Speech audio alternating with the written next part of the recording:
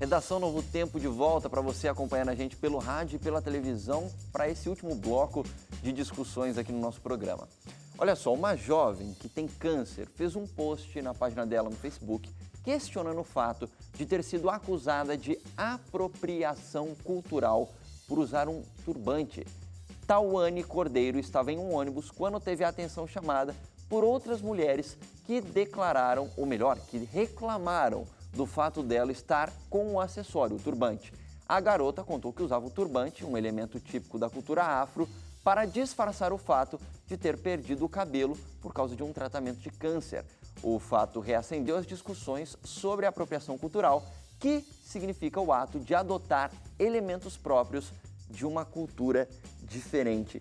E aí, eu começo essa discussão pensando o seguinte: a gente está no ano de 2017, num país tão miscigenado como é o Brasil, tão misturado.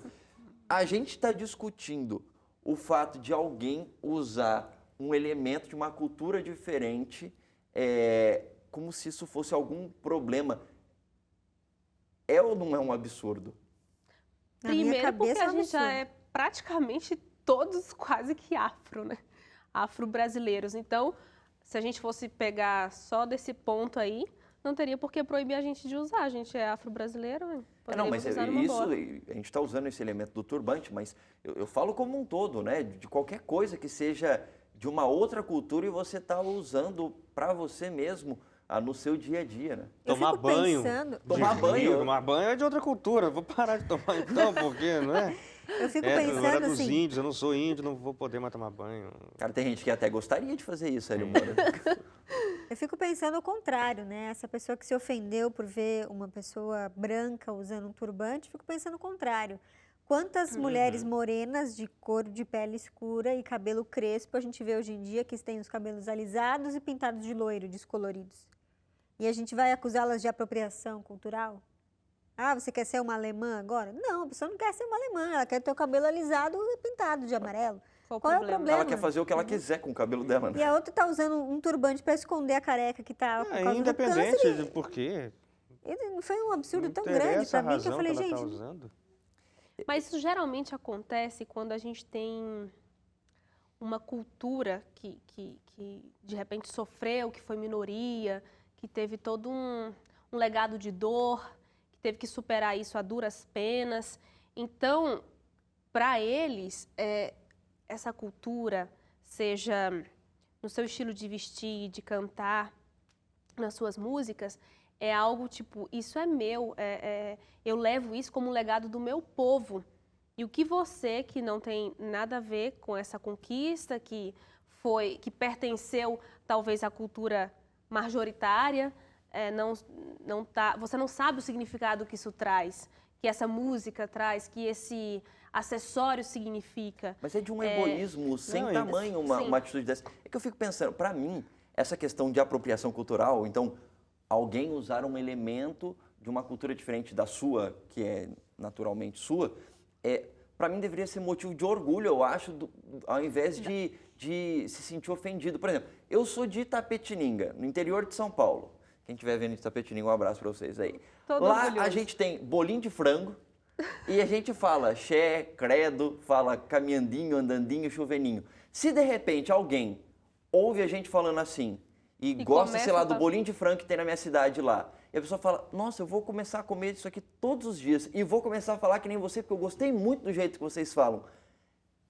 Eu acho que isso deveria ser motivo para você falar assim, que legal, você gostou da gente, você gostou da nossa cultura e está querendo trazer isso para o seu dia a dia. E não falar, tipo, por que você está querendo comer bolinho de frango e falar que nem a gente agora, sendo que você não é do nosso lugar? Então, isso parece de um egoísmo e de uma, sei lá, de uma estupidez, eu acho que eu posso usar, muito grande, porque a apropriação cultural deveria ser motivo para você falar assim, puxa, que legal, a minha cultura está se expandindo para outras pessoas. A pessoa tem que ver aquilo como uma homenagem, né?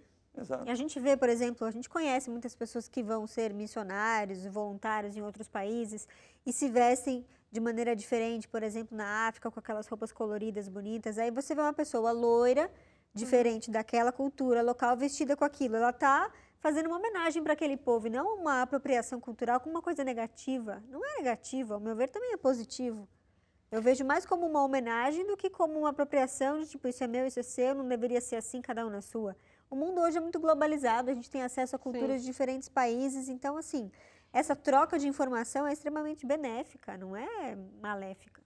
Não, é uma maneira, acho que, de difundir também aquela cultura, né? De se tornar conhecida, porque antes de alguém divulgar isso, ninguém conhecia. Hoje a gente tem isso muito claro, né? A gente está falando aí sobre, sei lá, a gente mencionou aqui a África, né? O movimento negro, isso tudo fortalece, isso tudo vem para difundir, para dar mais valor também para essa cultura. Eu enxergo da mesma maneira como vocês. Outra crítica também, que já se foi observado, é que muitos dizem que isso é modismo. Eu vou me vestir aqui só porque está na moda, apoiar uma outra cultura. Mas não estou nem ligando para essa outra cultura, entendeu? Agora, de certa forma, se você para pensar por um outro lado do prisma também, eu fico pensando assim, quando você se apropria de elementos de uma outra cultura, não é uma forma também de derrubar preconceitos? Porque assim, eu me mostro interessado por um elemento específico da sua cultura, não sei, uma comida que é da sua cultura de Goiás. Por exemplo, você comer piqui, exatamente, vai ser de ser Goiás. uma apropriação cultural muito bem-vinda. Pois é, assim, eu não gosto de piqui, eu não vou comer piqui de jeito nenhum, tá? Desculpa quem é de Goiás, mas eu não gosto. Eu falei exatamente por isso. Mas assim, eu estou, de alguma maneira, me interessando por um elemento da sua cultura. Mas isso pode ser a porta de entrada para eu começar a entender ainda melhor a sua história e tudo que tem ali dentro dela. Ou não? Será que, como você falou, quando eu estou querendo, de repente, comer o piqui de Goiás, ou estou querendo usar um elemento da roupa, sei lá, do gaúcho, ou seja lá, de qual lugar do mundo for, é uma forma que eu estou apenas vulgarizando aquele elemento, porque eu não sei o significado real daquela cultura. Desculpa, eu fiquei até meio assustado quando eu vi isso aí que a gente ia discutir, porque para mim não faz sentido. Não consigo entender um sentido para esse termo de apropriação. Para isso levantar polêmica, né? Para isso ser uma polêmica. Eu não sei, talvez a pessoa que se sentiu ofendida tenha sérios problemas particulares, sabe, de autoestima, coisas desse tipo, porque eu não consigo imaginar um gaúcho, por exemplo, irritado porque tem gente aqui em São Paulo tomando chimarrão. Mas se usar bombacho... Mesmo que seja. Mesmo que seja. Né? Por exemplo, os gaúchos têm os centros de tradições gaúchas que estão espalhados pelo Brasil que tem o objetivo claro, vamos levar nossa cultura adiante. E os movimentos afro também têm esse mesmo sentimento de vamos espalhar a nossa cultura, vamos falar sobre as nossas raízes. É esse o objetivo. Inclusive, tem propostas do currículo nacional para que as aulas tenham elementos da cultura africana, para falar sobre as religiões, para falar sobre vestimentas, para falar sobre o resgate histórico. Quer dizer, a pessoa, se foi uma ou duas ou não sei quantas, que se sentiram ofendidas porque a menina estava usando o turbante característico da cultura afro, ela tem sérios problemas. Não entende, de fato, nem o que a sua própria cultura se predispõe a fazer. Não, só ia comentar aqui nas redes sociais, né? Depois que ela colocou esse depoimento, teve muita gente que também concordava com a opinião dessas mulheres que estavam lá no trem. Bom, outra coisa que é levantada, sei lá, que eles criticam, enfim, é que é como se eu gostasse... Hoje em dia está muito na moda essa coisa exótica, né? De ser diferente, de ter uma moda diferente, o exótico. Então, quando eu me aproprio disso... É como se eu quisesse só ali ser exótica, por uma questão mesmo de me aparecer e não necessariamente pela consideração e o carinho com aquele elemento. Sei lá, se é comida, música, roupa, enfim. E quando, de repente, você quer dar uma aprofundada nesse tema, lógico que tem um momento tem um momento e lugar certo para você fazer isso. Você não vai, de repente, simplesmente achar uma pessoa branca no meio da rua usando um turbante afro, ou seja lá que for, sei lá, você vai ver alguém comendo piqui num restaurante, você não vai chegar do lado da pessoa e falar assim, olha, você sabia que o piqui, não sei o que lá, e começa a dar a palestra para a pessoa, lógico, você não vai fazer isso do nada.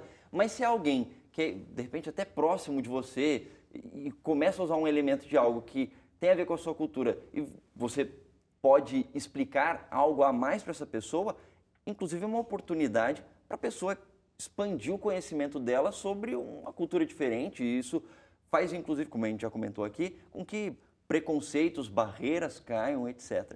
Agora, pegando um gancho de outra coisa que vocês falaram aqui, acho que a Gabriela que falou, parece que a gente vive refém. E quando eu digo refém, não que a gente não tenha saída, mas refém no sentido assim, não tem como você falar algo ou fazer algo na sociedade atual sem ter alguém que vai reclamar daquilo que você está fazendo. Então parece que a gente é refém de uma sociedade que reclama muito e parece que faz pouco, entendeu? Tudo é motivo de crítica, tudo é motivo para você repensar, será que faço ou não faço? Porque alguém vai reclamar. Se você fizer, vai reclamar. Se não fizer, vai reclamar também. Então, ninguém está contente com nada, né?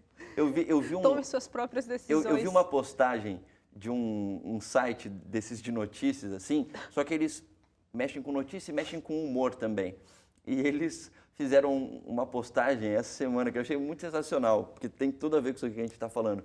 Eles colocaram uma imagem de um graveto, um pedaço de um graveto, um pedacinho de pau, assim. E aí eles colocaram assim, estamos postando uma foto desse graveto porque acreditamos que as pessoas são capazes de discutir sobre qualquer assunto. Só isso, ponto. Aí tinha, acho que mais de 10 mil comentários sobre o graveto. E aí tinha gente falando assim, tipo, como é que você sabe que isso é um graveto e isso não é simplesmente uma impressão 3D querendo se passar por um graveto? E aí começam as coisas mais absurdas, assim, ou seja, não... Tá confirmado o que o Hélio acabou de dizer, né? O quê? Que as pessoas vão comentar, não importa o que seja, vão comentar. Então, a gente tem que escolher aquilo que a gente acredita, né? Pois é, enfim. Já deu por hoje esse assunto, porque já deu para perceber... Obrigado, Nelly. O Hélio já está cansado de falar desse assunto. Já deu para perceber que essa questão de apropriação cultural não faz o mínimo sentido você ficar irritado com ela, porque ela faz parte da sociedade atual, essa troca de informações. Bom, para a gente terminar o programa de hoje, vou contar uma notícia interessante para você. Madeleine Stewart, uma modelo que tem síndrome de Down, lançou a sua própria grife no último domingo, durante um dos eventos mais importantes de moda, a Nova York Fashion Week. Embora o desfile não fosse parte do calendário oficial, a modelo, que é australiana e tem 20 anos, desafiou as normas da indústria da moda com sua primeira aparição nas passarelas em 2015 e alterou as percepções sobre as pessoas com síndrome de Down. Legal isso, né? Diferente, inclusive, do destaque que você falou no começo lá, um preconceito com a pessoa com síndrome de Down. Nesse caso, uma pessoa com síndrome de Down tendo inserção. Não só uma inserção, mas um destaque, né? Num evento. Você vai ver questão de moda, né? Moda, às vezes, você tem uns padrões, assim, né? De beleza, padrão de vestimenta, etc. Num evento que você tem alguns padrões muito restritos, uma abertura para alguém que tem uma necessidade especial, como alguém com síndrome de Down, né? Inclusive, na matéria que a gente citou do menino da natação, a gente falava de inclusão social, a palavra que a Suzane usou agora, mas não precisa ser incluído. Ele faz parte da sociedade, ele não deveria ser excluído. Como muito fez essa menina, Gabi. Gente, ela faz parte. Então, não tem essa de, nossa, inclusão. Não, gente, é uma pessoa como nós. É uma pessoa que usa roupa, que tem ideias para roupa, beleza. Ela pode ser a dona de uma grife, né? Exatamente, por que não, né? Como se mostrou capaz aí de fazer. Muito bem, então. O Redação Novo Tempo de hoje vai ficando por aqui. Quero agradecer a Gabriela Frontini mais uma vez. Eu que agradeço, foi um prazer. Será que na próxima que a Gabi voltar aqui, ela já volta com a Rebequinha, né? Volta com a Rebequinha. Não, melhor não, vai causar aqui. Será que a próxima pessoa que vai aparecer grávida nesse programa é Suzane Lima? Será? Não sei, quem sabe? Vamos descobrir aí. Até porque vocês dois não vão mostrar barriga, não, né? Nem o Wagner. Não é um privilégio para vocês, senhores, me desculpem. Beleza, Hélio, obrigado mais uma vez aí. Até semana que vem. Pessoal do rádio e da televisão, um grande abraço para vocês. A gente se encontra na semana que vem. Até lá.